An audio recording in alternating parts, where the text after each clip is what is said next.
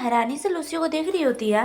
मन में सोचती ये है। लूसियो बोलता है, मुझे लगता है कि मैं आपको आराम करने के लिए भी नहीं कह सकता। यह सुन के रिया घबराते हुए मन में सोचती है, वह एंटीडोट की वजह से मेरे बारे में चिंतित है। आखिर मैं क्या सोच रही हूँ। रिया जल्दी से बोलती है, मैं ठीक हूँ, यही तो मैं करना चाहती हूँ। लूसियो बोलता है, फिर भी हद से ज्यादा मत करो, मैं ऐसा नहीं चाहेंगी। रिया बोलती है, मैं बिल्कुल यही कह रही हूँ। लूसियो मुस्कुराते हुए बोलते है, झूठ, लेकिन कोई बात नहीं, जब तक आप कहीं नहीं जा रहे तब तक ठीक है। रिया मासूमियत से बोलती, मैं कहाँ जाऊंगी। ये सुन के लूसियो एक पल के लिए हैरान हो जाता है, लेकिन फिर वह मुस्कुराते बोलते हैं, ठीक है, अब से मेरे साथ रहना, मेरी बिना अनुमति के जाने के बारे में सोचना भी मत। रिया को लूसियो की बातें सुन के पसीना आ रहा होता है। रिया बोलती है, लेकिन क्या आप मैडम से मिलने जा रहे हैं? बहुत देर हो चुकी है। लूसियो जल्दी से बोलते, मैं तुमसे मिलने आया हूँ। रिया घबराते हुए बोलती, मैं।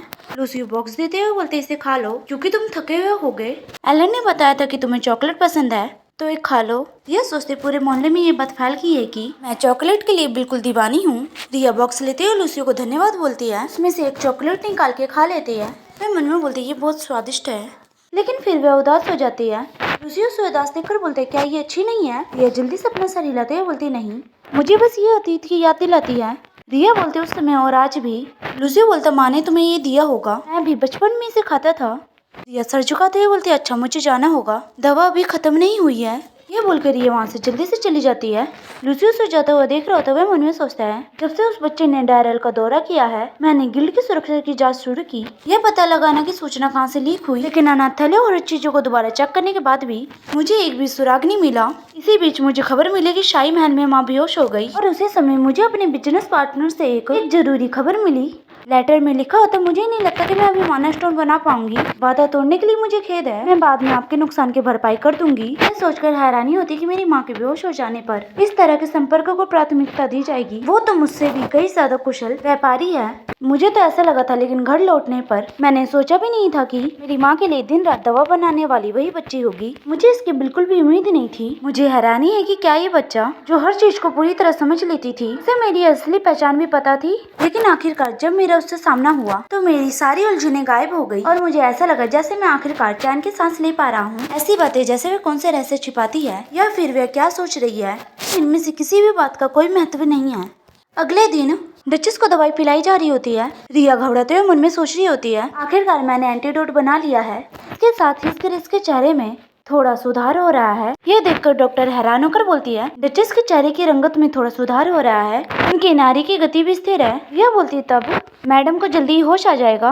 ये सुन के ड्यूक हैरान हो जाते हैं। रिया बोलती है, योर ग्रेस, औषधि ने उनकी सुंदरता पे अपना असर दिखाया। इसका मतलब अपने हाथ की मुट्ठी बनाते हुए बोलते, हाँ मुझे पता है। गुस्से से बोलते, किसी ने एडल को जहर देने की कोशिश की, जैसा कि आपने अनुरोध किया था। मैंने फिलहाल सभी को चुप रहने के लिए बोल दिया है, लेकिन मैं उसके पूरी तरह ठीक होने से पहले अपराधी को पकड़ लूंगा। बच्चे अपनी माँ को बहुत याद करते हैं। यह सोचते, ठीक है, बात खत्म, इस मामले में और दखल देना मेरा काम नहीं है। अपराधी का पता लगाना ड्यूक का काम होना चाहिए। फिलहाल मेरे पास उस पर भरोसा करने के अलावा कोई रास्ता नहीं है। ड्यूक हवेली में रात के वक्त रिया अपने कमरे में सो रही होती है, लेकिन तभी उसकी आंखें खुलती हैं।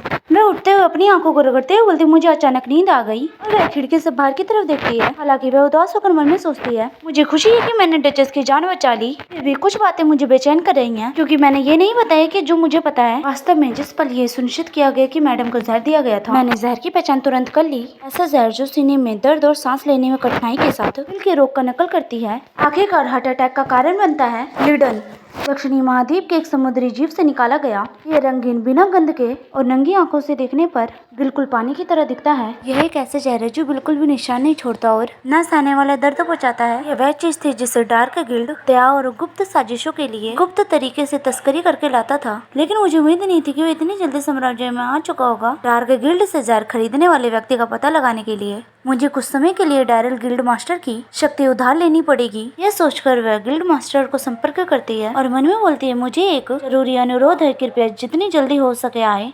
कुछ देर बाद वह थक जाती है और सोचती है, इस तरह माना का प्रयोग करके इसे चालू करना कितना मुश्किल है। यह सूचना संघ कार्य के समय के अंदर ही होनी चाहिए, ताकि वह इसे जल्दी से पता लगा सके। लेकिन मुझे हैरानी है कि वह कब आएगा। अगर वह सूर्योदय से पहले आ जाए तो अच्छा होगा। लेकिन तभी उसके हाथ में रखी हुई चीज चमकती है, जिसे देखकर वह हैरान होकर बोलती है, का माध्यम ये है। हम देखते हैं तभी कोई खिड़की पे खटखटाता है। रिया खिड़की की तरफ देखती है, वहाँ पे गिल्ड मास्टर बैठे हुए होते हैं। वो बोलते हैं, हेलो, मैं तुरंत आ गया। स्टोरी यहीं पे मैं खत्म करती हूँ।